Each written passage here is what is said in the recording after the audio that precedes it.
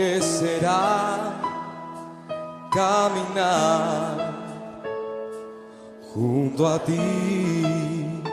Solo me imagino lo que será ver tu rostro tal cual es. Solo me imagino, solo me imagino.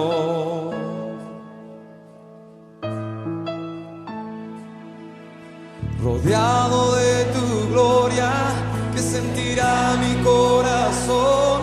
Danzaré en tu presencia, o en quietud me quedaré, o de pie ante tu gloria, o de rodillas yo caeré. Cantaré, aleluya, o sin el habla me quedaré. Solo me imagino, solo me imagino.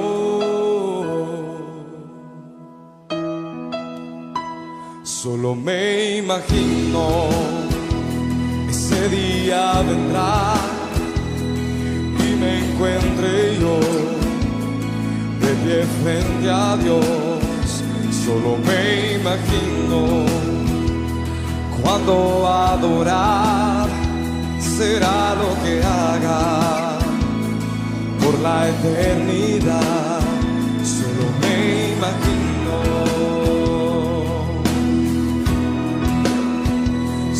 me imagino.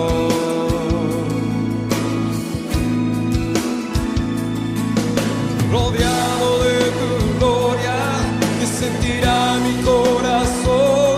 Danzaré en tu presencia, o en quietud me quedaré, o de pie ante tu gloria, o de rodillas yo caeré. Cantaré, aleluya, o sin el habla me quedaré. Solo me imagino, solo me imagino.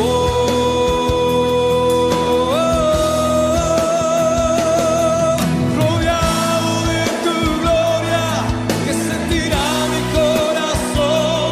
Danzaré en tu presencia, o en quietud me quedaré, o de pie ante tu gloria, o de rodillas yo caeré.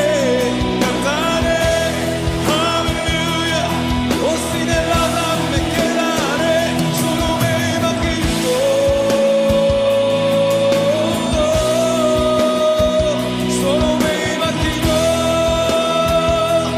Oh yeah, solo me imagino. Solo me imagino,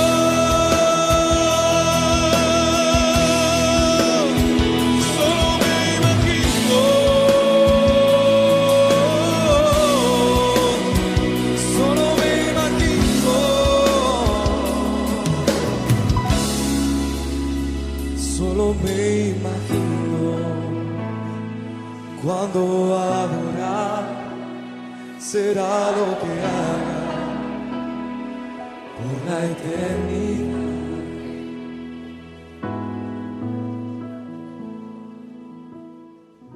Dios te bendiga en este precioso momento que tenemos para compartir. Mi deseo es que el amor de Cristo te acompañe en la senda en que estás caminando y que siempre sepas cuán amado y deseado eres por el Dios que te creó y el Dios que te ha moldeado a imagen y semejanza de su Hijo, si has conocido a Jesucristo como tu Salvador. Yo quisiera invitarte al Salmo 16. Es uno de mis salmos favoritos. El Salmo 16 es bien breve, pero tan lleno de fortaleza y esperanza cuando estamos pasando momentos difíciles. Es un salmo escrito por el rey David, le llamo Mictam de David. Mictam significa, aunque el término es un poco oscuro, usualmente es una referencia a un salmo dorado, un salmo que usualmente habla del rescate que Dios trae a nuestra vida y que son valiosos. Vamos a leerlo en el nombre del Padre, del Hijo y del Espíritu Santo. Dice David, guárdame, oh Dios, porque en ti he confiado. Oh alma mía, dijiste a Jehová, tú eres mi Señor. No hay para mí bien fuera de ti. Para los santos que están en la tierra y para los íntegros es toda mi complacencia. Se multiplicarán los dolores de aquellos que sirven diligentes a otro Dios. No ofreceré yo sus libaciones de sangre, ni en mis labios tomaré sus nombres. Jehová es la porción de mi herencia y de mi copa. Tú sustentas mi suerte. Las cuerdas me cayeron en lugares deleitosos, y es hermosa la heredad que me ha tocado. Bendeciré a Jehová que me aconseja, aun en las noches me enseña mi conciencia. A Jehová he puesto siempre delante de mí, porque está a mi diestra, no seré conmovido. Se alegró por tanto mi corazón y se gozó mi alma. Mi carne también reposará confiadamente, porque no dejarás mi alma en el Seol, ni permitirás que tu santo vea corrupción. Me mostrarás la senda de la vida. En tu presencia hay plenitud de gozo, delicias a tu diestra para siempre. Dios bendiga su palabra. En tu presencia hay plenitud de gozo, delicias a tu diestra para siempre. Vamos a orar. Padre amado, gracias por tu presencia, porque en ella hay plenitud de gozo, porque hay plenitud de gracia. Y en esta hora nosotros nos acercamos confiadamente a ese trono de gracia y pedimos tu bendición, pedimos que nos ayudes a ver las palabras escritas por tu siervo David por inspiración del Espíritu Santo. Oh Espíritu de Dios, tú que las inspiraste, ahora tráelas a nuestros corazones para que recibamos fortaleza y vida, porque tu palabra tiene poder y vida y nosotros lo anhelamos. En el nombre glorioso de nuestro Rey Jesús, te lo pedimos y te damos gracias. Amén, amén y amén.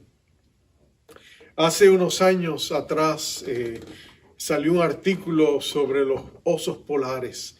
Decía que ellos estaban muriendo de hambre porque una de las fuentes más vitales de alimentación de ellos, el salmón, no estaba llegando con la misma frecuencia y cantidad que en el pasado. Y la razón era sencilla, no está llegando a la mesa de los osos polares porque está en las mesas de nuestros restaurantes, está en las mesas de nuestras casas, porque el salmón se ha hecho muy popular en el menú de mucha gente en Estados Unidos y alrededor del mundo.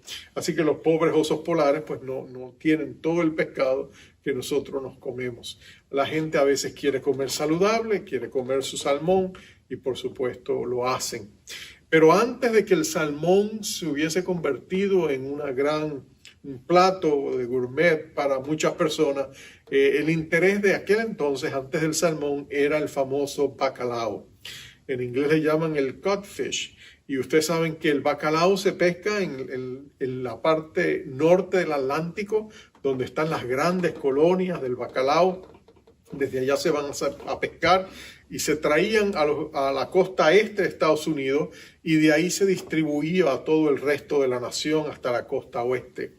El problema era que muchas veces, aunque lo congelaban para transportarlo congelado hasta otros lugares, cuando llegaba la gente se quejaba de que no tenía el mismo sabor. No sabía bien. Entonces ellos dijeron, ¿qué podemos hacer? Decían los grandes mercaderes de pescado para llevarlo fresco, para llevarlo un poquito más, que tenga el mismo sabor. Así lo que ellos que decidieron hacer fue que lo iban a transportar en unos enormes tanques de agua que iban a movilizar por tren. Entonces los pescaban, los traían vivos, los ponían en esos grandes tanques de agua y los movilizaban por tren otra vez, repartiéndolos por todos los Estados Unidos. Pero descubrieron que aunque llegaban vivos, no llegaban frescos, no tenían el mismo sabor que cuando estaban en el mar y entonces tenían el mismo problema. Así que ellos estaban buscando solución a este problema y algunos de los expertos decidieron, creemos que tenemos la solución. Y lo que ellos hicieron fue que ahora en esos tanques enormes de agua donde iban muchos pescados bacalao, ellos decidieron poner pescados bagres. Ellos pusieron el pescado bagre, en inglés se le llama el catfish, es el que es bigotudo. Bueno, es el enemigo natural del bacalao y se los comen. Así que en esos grandes estanques habían puesto algunos de estos pescados bagre porque eso hacía que el bacalao siempre estuviese en movimiento, porque ellos no querían ser el próximo suculento plato de uno de estos bagres. Así que constantemente se estaban moviendo y el movimiento era vida y salud para estos pescados. Así que estos pescados bacalao de pronto llegaban a los restaurantes, llegaban a las otras partes de la nación norteamericana y llegaban frescos y con buen sabor, porque ellos descubrieron que muchas veces nosotros estamos en mejor condición cuando estamos en movimiento. Y tú sabes que a veces en la vida Dios permite, y Él sabe quiénes y cuándo y cuáles son las circunstancias, Él permite que ciertos bagres lleguen a nuestra vida, ciertas circunstancias que nos mantienen en movimiento hacia Él, que nos mantienen apegados de Dios. Él permite personas que se levanten, que nos hacen la vida imposible y nos sacan de nuestra comodidad y nos llevan a sus rodillas. Y es porque Dios sabe que aunque esa es oposición, es una oposición que es como una bendición disfrazada, que tarde o temprano nos van a servir de bendición. Y las crisis que llegan a nuestra vida usualmente son precisamente esas, situaciones bagres, para que nosotros nos acerquemos a Dios, corramos a Él y encontremos refugio en su presencia. David escribió el Salmo 16. De hecho, cuando tú lees todos los salmos de David, tú te das cuenta que David siempre o estaba en una crisis, o estaba saliendo de una crisis, o estaba por entrar en una crisis. David constantemente está enfrentando diferentes situaciones, por varias razones. Una, porque acuérdate, David es levantado por Dios frente a gran oposición. David también va a ir del redil al trono, del lugar más humilde, del clan más humilde, de la familia más humilde y el más humilde de todos los hijos de Isaí. Es el que Dios va a levantar. Él va a tomar a alguien que es nada, por decirlo así, y lo va a subir al trono de la nación. Y para hacerlo, David va a enfrentar gran oposición, pero Dios lo iba a permitir, esos bagres en la vida de David, porque Dios quería que David estuviese preparado para enfrentar toda la oposición. Aparte de eso, acuérdate que la nación de Israel era el pueblo escogido de Dios y Satanás tenía naciones bajo su control que querían destruir, como lo quieren destruir todavía hoy, a la nación de Israel. Pero Dios le guardaba y por eso David va a enfrentar gran oposición. Él va a tener la mirilla del diablo sobre él, pero Dios lo va a guardar y Dios va a sostenerlo, pero Dios va a permitir que toda la oposición constante que David enfrenta lo mantenga conectado a él. De hecho, si tú miras la vida de David, David solo se mete en problemas cuando está ocioso, ¿no es cierto? Cuando él está en ocio, David se mete en problemas. Cuando tiene mucho tiempo en las manos, David cede ante la tentación con Betsabé. David hace un censo en tiempos de paz que no tenía que haber hecho. Cuando David está en tiempos ociosos, David se mete en problemas. Pero cuando David está aún en medio de luchas, está buscando de Dios, dependiendo de Dios, David descubre este principio que nosotros queremos aprender hoy y que es descrito en este salmo, y es que tú y yo podemos tener plenitud de gozo aún en las circunstancias más adversas, porque donde hay plenitud de gozo es porque hay plenitud de gracia. Y lo que él va a descubrir en este salmo es la manera en que la gracia de Dios llega a nuestras vidas. Cómo Dios envía su abundante gracia a nuestras vidas para que en su abundante gozo nosotros podamos tener, en abundante gracia nosotros podamos tener esa plenitud de gozo. Lo primero que yo te quiero hacer resaltar es que en esa abundante gracia Dios nos da protección. Y cuando nosotros nos sentimos protegidos por Dios, el gozo de Dios es nuestra fortaleza. David va a ser preservado de grandes peligros, de grandes enemigos, de grandes pruebas, de grandes problemas, de grandes tribulaciones. Él las va a atravesar pero es a través de atravesarlas que la gracia de Dios lo va a proteger, lo va a cuidar, lo va a acompañar. Y aún en esa burbuja de gracia en que David va a ir enfrentando sus problemas, David va a poder experimentar el sumo gozo que Dios va a traer a su vida. Porque cuando tú y yo estamos entrando aún en medio de las tormentas, cuando vamos a enfrentar una crisis, cuando la vemos venir surgir, cuando sabemos que tenemos que atravesarla, tú y yo podemos tener la seguridad de que la abundante gracia de Dios te va a fortalecer para tú poder enfrentar eso con gozo. El gozo de Dios va a ser tu fortaleza. Yo recuerdo hace unos años atrás, mi familia y yo íbamos a tomar unas vacaciones a nuestro país, a mi país. Y estábamos contentos, pero la semana anterior habíamos estado tan ocupados, no habíamos tiempo ni de mirar las noticias, porque estábamos preparándonos para salir, dejando las cosas en su lugar, delegando las funciones necesarias, haciendo lo que teníamos que hacer. Al fin y al cabo, cuando terminamos lo que teníamos que hacer, hicimos las maletas y corrimos al aeropuerto. Yo recuerdo haberme sentado en el avión, mi esposa y nuestros niños estaban en el otro lado, yo estaba solo en esa línea de pasajeros y noté que la persona que estaba sentada a mi lado era alguien que estaba leyendo el periódico. Era el periódico con una noticia acerca de nuestro país. Cuando yo miré el titular decía, huracán viene para Puerto Rico en 2 días. Y yo le interrumpí, le dije, perdona que le moleste, pero ¿nos dieron un huracán para Puerto Rico? ¿Nosotros vamos a ir hacia un huracán? Y él me dijo, sí, se espera que llegue en 2 días, va a ser categoría 4. Y en ese momento yo estaba tentado, estábamos cansados después de todas las carreras, pero mi tentación era decirle a mi esposa y a nuestros hijos, mi amor, vamos a salirnos del avión, vamos a cancelar el vuelo. Lo menos que nosotros necesitamos es ir hacia un huracán. Pero ahí es donde nosotros tenemos que hacer la oración de David. Guárdame, oh Dios, porque en ti he confiado. Y ahí pues tuvimos que decir, no, ya no podemos volver atrás, la familia nos espera, Dios nos va a cuidar. Bueno, llegamos, pasamos por el huracán, la gracia abundante de Dios estuvo con nosotros, pudimos ser de bendición a los que estábamos allí y pudimos gozarnos en la fidelidad de Dios y en la protección de Dios. Dios fue bueno a pesar de nuestros temores. David está haciendo aquí una oración de preservación. David está diciendo que Dios es poderoso para guardarnos y para protegernos y preservarnos a través de las circunstancias en que estamos.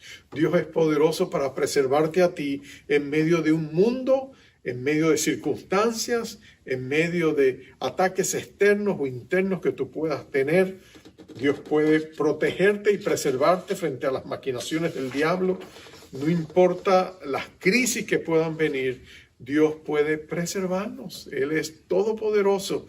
Y cuando Dios derrama su abundante gracia sobre ti, si tú te mantienes conectado a Él, tú puedes tener su gozo a pesar de todo lo que está pasando alrededor tuyo, porque el gozo de Jehová es nuestra fortaleza. Y eso lo dijo Nehemías cuando estaba rodeado de sus enemigos, cuando los estaban atacando, cuando él estaba reconstruyendo el muro de la ciudad. ¿Te acuerdas el libro de Nehemías? Cuando él estaba reconstruyendo el muro caído y había enemigos adentro y afuera, pero él les recordaba al pueblo que se sentía abrumado por las circunstancias.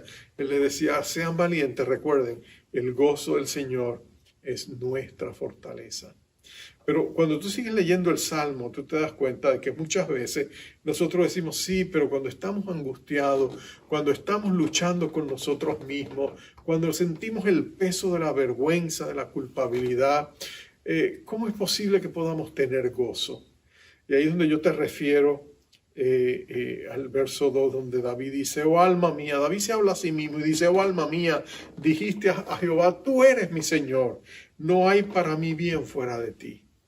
Y esa frase es cautivadora, no hay para mí bien fuera de ti, porque lo que David está expresando es que no hay nada bueno en él, que él mismo pueda producir o generar, que todo lo que puede tener en términos de bondad o benignidad, lo recibe del Dios que le ama. David sabía que él era un pecador, que él luchaba consigo mismo, pero David sabía que todo lo bueno que había en él, Dios lo había puesto allí. Y David encontraba su fortaleza en lo que Dios había hecho. Porque David entendía una poderosa verdad, y es esta: lo que tú piensas de ti mismo no es lo que Dios piensa de ti. Lo que Dios piensa de ti es diferente a lo que tú piensas de ti mismo, en otras palabras. Porque nosotros nos miramos a nosotros mismos y solo vemos nuestras faltas, ¿no es cierto? Vemos nuestras debilidades. O si nos vamos al otro extremo, nos sentimos orgullosos de nuestras habilidades. Pero lo que Dios piensa de ti no es lo mismo que tú piensas de ti. Porque los pensamientos de Dios no son nuestros pensamientos, ni sus sendas y sus caminos son nuestros caminos. Como los cielos están más altos que la tierra, así los pensamientos y las sendas de Dios son más elevadas que los nuestros. Y cuando Dios te mira a ti, si tú has creído en el Señor Jesucristo, Dios ve un hijo amado, Dios ve una hija amada en la cual Él se complace. Él sabe que tú no eres perfecto, Él sabe que usted no es perfecta, pero Dios sabe la obra que ha comenzado en usted y cómo Él la va a ir perfeccionando hasta el día en que sea usted glorificado y Dios le pueda presentar, Jesús le pueda presentar delante del Padre con suma alegría, diciéndole: mira, papá, este hijo, esta hija es un trofeo de tu gracia. La gran, abundante gracia que tú derramaste sobre su vida no fue en vana, por eso está aquí.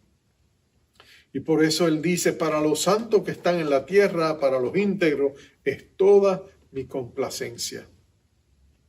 Me gustaría leerte otra versión, dice así: en cuanto a los santos que están en la tierra, ellos son los nobles en quienes está toda mi delicia.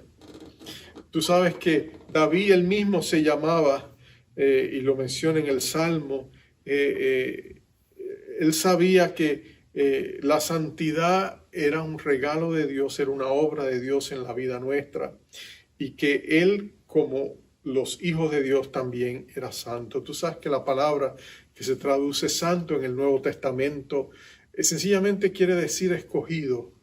Alguien que ha sido separado. La santidad es consagración. Dios te levanta y te separa para sí mismo.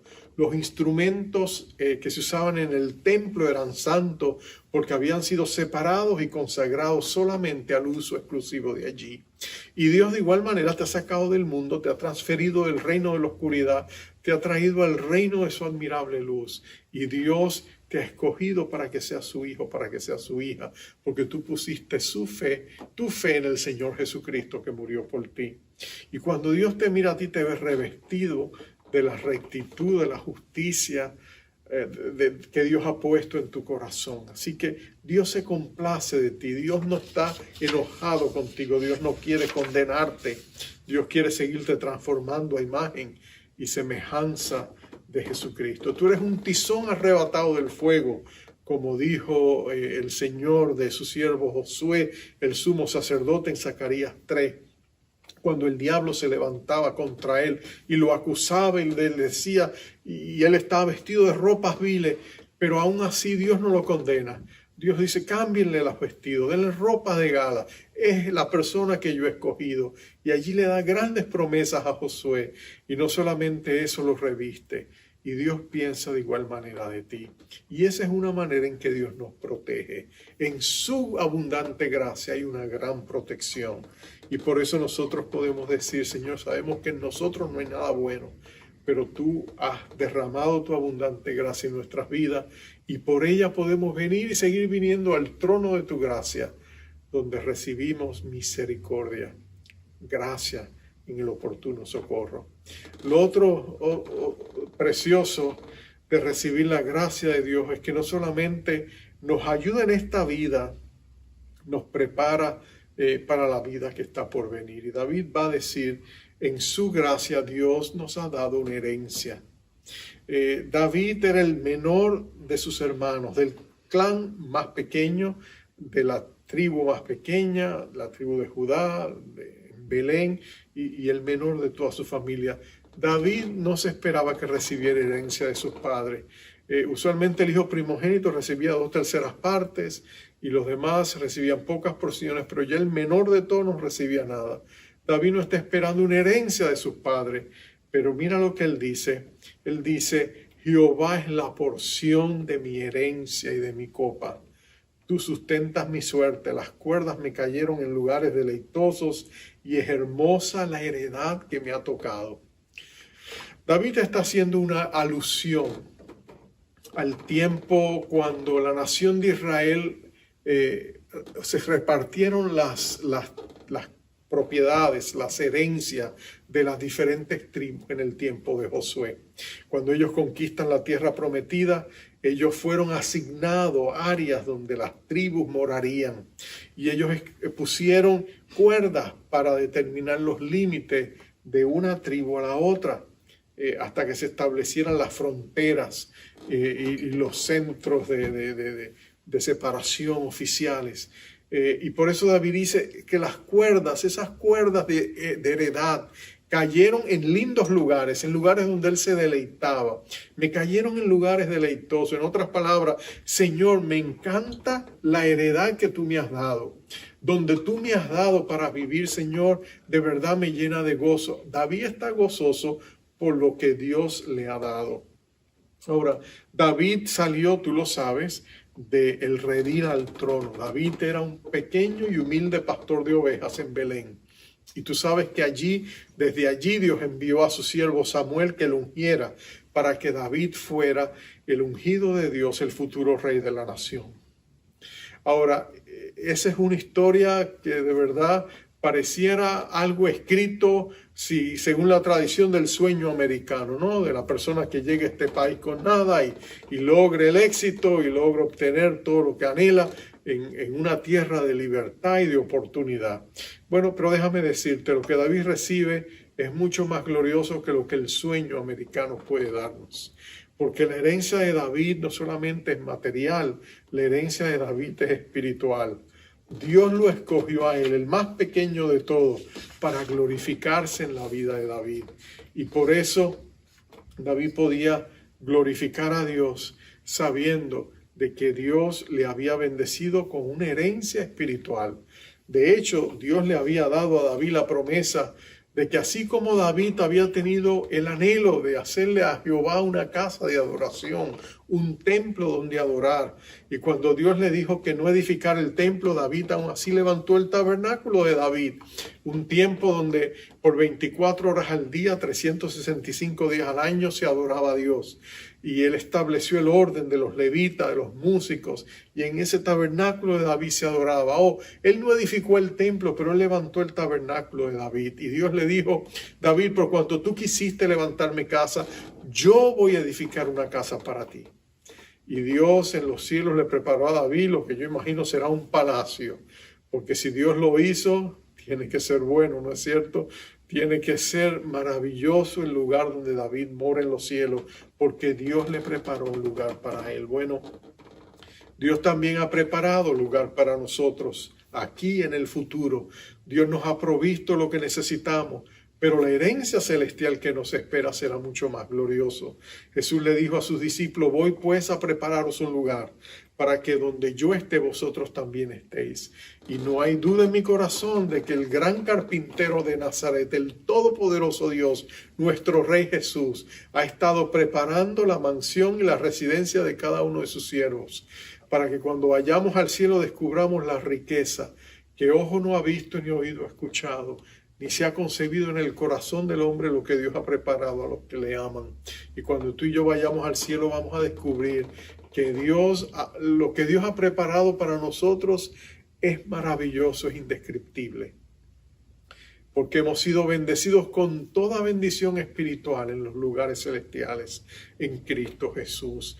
Y somos hijos e hijas de Dios, somos la aristocracia del cielo. Hasta los ángeles nos mirarán con asombro, reverencia en los cielos por el gran privilegio que Cristo nos ha hecho y nos ha dado a través de su sacrificio en la cruz del Calvario. Tenemos una gloriosa herencia. Pero termino con mi punto final. Cuando tú vives esa vida, tú recibes abundante gozo, porque la gracia abundante de Dios te da razón para tenerla. Pero esa gracia no solamente es para lo que tú recibes y para lo que te espera. Esa abundante gracia es la dirección y la guía que Dios te da mientras estás en este mundo. Nota que David dice, bendeciré a Jehová que me aconseja, aún en las noches me enseña mi conciencia. Y a Jehová he puesto siempre delante de mí, porque está a mi diestra, no seré conmovido. Y nota el gozo, se alegró por tanto mi corazón y se gozó mi alma. Mi carne también reposará confiadamente. Mira lo que David te está diciendo. David te está diciendo que Dios nos muestra la senda de la vida, como él dirá más tarde, y nos da dirección y nos ayuda a caminar en esta vida cuando lo necesitamos. Tú tienes al Espíritu de Dios que está más que dispuesto a guiarte, llevarte de la mano por el camino que Dios ha preparado para ti. Dice que los pasos del hombre son ordenados por Jehová. Así que cuando tú caminas con Dios, tú tienes la seguridad de que su amor afirma tus pasos en sus caminos. Por eso el hijo de David escribió en Proverbios 3:5, fíate de Jehová de todo tu corazón y no te apoyes en tu propia prudencia. Reconócelo en todos tus caminos y él enderezará tus veredas. En otras palabras, Dios te va a guiar. Pídele a Dios su dirección. Cada paso que tengas que dar, cada decisión que tengas que tomar, pídele, Señor, yo necesito que me guíes, muéstrame. Escoge tú por mí, llévame a lo mejor que tienes preparado. Quiero correr al bien que tú has preparado de antemano para mí. Y lo que Dios te dice es que Él lo hará. Aun cuando lleguemos al punto final de nuestra vida, podemos tener la confianza de que Dios estará con nosotros cuando andemos por el valle de sombra de muerte. No debemos temer mal alguno porque Dios estará con nosotros. El verso 10 dice, porque no dejarás mi alma en el Seol, ni permitirás que tu santo vea corrupción. Es interesante que tanto Pedro, en el libro de los Hechos, el capítulo 2, va a citar este pasaje en referencia a la resurrección de Jesucristo. Y Pablo lo va a mencionar en el capítulo 15 de Primera de Corintios, cuando habla del gran tema de la resurrección. Y él va a decir que nuestro Señor Jesucristo vio cumplidas esas palabras en su vida. Que el Señor lo levantó de entre los muertos y le dio la gloriosa esperanza de esa resurrección que se consumó después de 3 días de estar en la tumba. Pero yo quiero que tú notes algo. Acuérdate que el Señor Jesucristo, cuando estaba enfrentando la muerte, es posible que hubiera tomado este verso y sabía. Aún Jesús tuvo que confiar en las promesas dadas por la palabra de Dios, inspiradas por el Espíritu Santo. Él tuvo que, frente a la muerte, recordar de que Dios lo levantaría de entre los muertos y que no dejaría su alma en el Seol, en la tumba, sino que lo levantaría. Bueno, amado hermano, nosotros también tenemos la gloriosa promesa de nuestra propia resurrección. Jesús le dijo a Marta, yo soy la resurrección a la vida, soy la resurrección y la vida. Y había dicho en Juan capítulo 5, de cierto os digo que el que oye mi palabra y cree al que me envió tiene vida eterna y no vendrá condenación, mas ha pasado de muerte a vida. De cierto os digo, viene la hora y ahora es cuando los muertos oirán la voz del Hijo de Dios y los que oyeren vivirán. En otras palabras, tú y yo tenemos la seguridad de que un día también resucitaremos con Jesús después de haber dormido en la muerte. Permíteme hacer una breve aclaración, porque algunos se preguntarían, pero si vamos a resucitar, ¿qué significa eso cuando morimos? ¿Acaso no dijo Pablo, está el ausente del cuerpo, está el presente con el Señor? Entonces, ¿qué significa esto de que vamos a volver a resucitar? Bueno, esto es lo que sucede cuando tú y yo partimos, cuando morimos.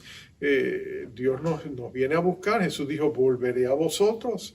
Y puede ser que Él venga o envía a uno de sus ángeles, o los ángeles que nos guardian, que son nuestros ángeles guardianes, sean los que nos lleven a la presencia del Señor. Pero llegamos al cielo de gloria y de esplendor. Nuestro cuerpo espiritual se presenta ya, esa nueva realidad espiritual. Y el cielo es tan real y literal como la Biblia lo describe, calles de oro, mar de cristal. Pero para volver a este mundo necesitamos el cuerpo físico, porque acuérdate que eso quedó aquí. Y lo que Dios está diciendo es que Él va a tomar nuestro cuerpo espiritual y va a darnos un cuerpo físico glorificado. Y entonces va a volver a juntarlo, de manera que nosotros resucitemos con un cuerpo como el que el Señor tenía cuando se levantó entre los muertos, un cuerpo glorificado. Así que de eso se trata cuando habla de la resurrección. Pero nota que aún en eso, Dios te dice a ti, tú volverás a la vida. La muerte no es la última palabra. Dios siempre tiene la última palabra. Y para aquellos que han confiado en Jesucristo, su última palabra es resurrección.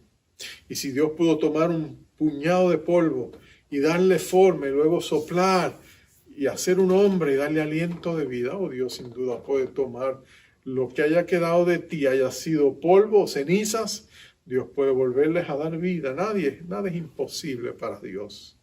David sabía que su vida estaba ahí, que Dios tenía su vida marcada desde el principio hasta el final, que Dios caminaba con él, que en su abundante gracia David podía sostenerse y sabía que Dios le daría protección, lo guardaría, que Dios también no solamente le guardaría, Dios caminaría con él.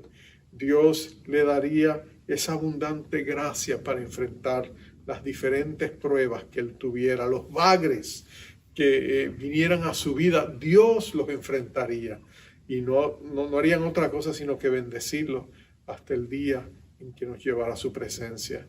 Pero en toda esta senda que caminamos con nuestro Señor, esa abundante gracia debe producir en nosotros abundante gozo. Debemos decir como David, bendeciré a Jehová. Podemos decir, se alegró por tanto mi corazón y se gozó mi alma, mi carne también reposará confiadamente en el Señor. Si tú sientes que ese gozo se ha ido, vuélvelo a pedir a Dios. Dile, Señor, restaura el gozo de mi salvación. Señor, en medio de todo lo que está sucediendo, quiero quitar los ojos de esas circunstancias y ponerlas en ti, que eres el Dios de toda esperanza, el Dios de todo consuelo, el Dios de toda fortaleza. Yo quiero vivir en la abundante gracia que me hace tener abundante gozo. Vamos a orar. Padre amado, gracias por tu infinito consuelo. Tú eres el Dios que nos consuela, como decía Pablo, en todas nuestras tribulaciones, para que con el consuelo que nosotros mismos recibimos, podamos consolar a aquellos que tienen necesidad de consolación. Pero esa consolación que tú nos das no solamente nos consuela, trae gozo a nuestras vidas, porque nos hace vivir en la confianza de que estamos en el hueco de tu mano y de allí nada ni nadie nos puede arrebatar. Yo te pido por mis amados hermanos y hermanas y amigos que están escuchando este mensaje y que quizás sienten que tú vuelvas a llenar sus corazones de gozo. Oh Padre eterno, el gozo tuyo es nuestra fortaleza. Señor, ayúdanos a pensar en la abundante gracia que hemos recibido, porque aún en medio de grandes adversidades tú has preservado a veces nuestra salud o has preservado nuestra provisión, has protegido nuestras vidas, nos has dado dirección, nos has guardado. No nos ha faltado nada, Señor, porque tú has sido bueno. Tú has sido nuestra fortaleza en la aflicción y tenemos la seguridad de que tú nos conoces, porque tú siempre conoces a aquellos que confían en ti. Así que recibe alabanza y gloria, oh Dios, y gracias por restaurar en nosotros nuestro gozo y nuestra paz que están puestas en ti. A ti sea la gloria por los siglos de los siglos, amado Jesús. Así que una vez más recibimos gozo, alegría y paz en el nombre poderoso de nuestro Rey Jesús. Amén. Amén y amén. Te envío con esta gozosa bendición final. Jehová te bendiga y te guarde. Jehová haga resplandecer su rostro sobre ti y tenga de ti misericordia. Jehová alce sobre ti su rostro y ponga en ti paz. Bendiciones, amados.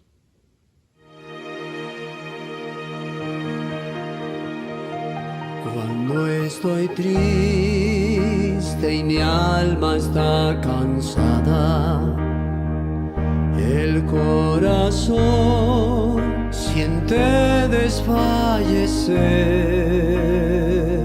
Me quedo aquí y espero en el silencio.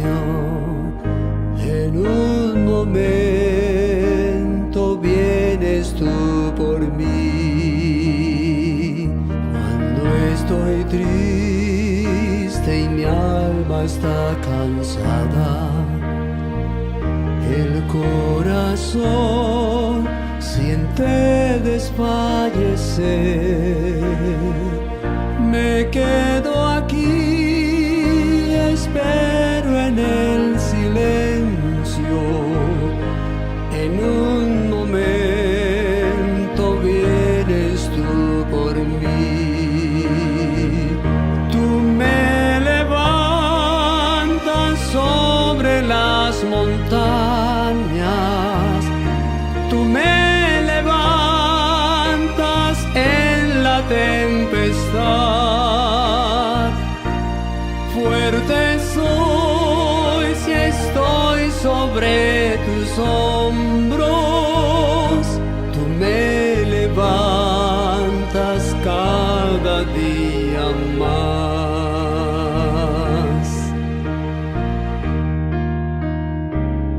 Cuando no hay fe, no puede haber milagros. Cruzando mar tan solo y sin amor.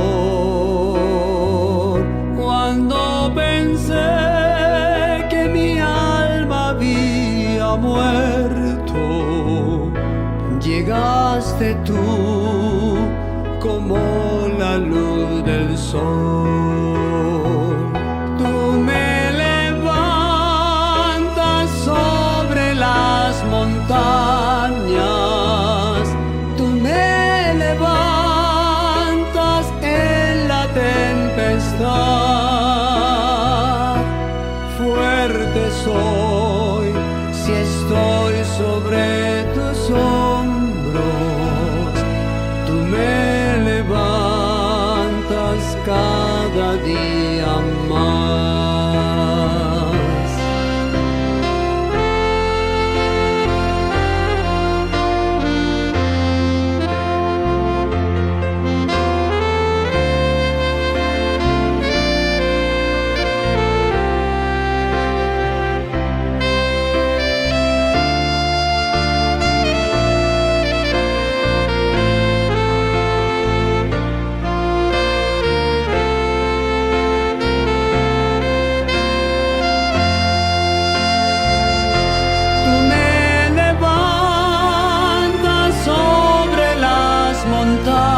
Montañas, tú me levantas en la tempestad. Fuerte soy si estoy sobre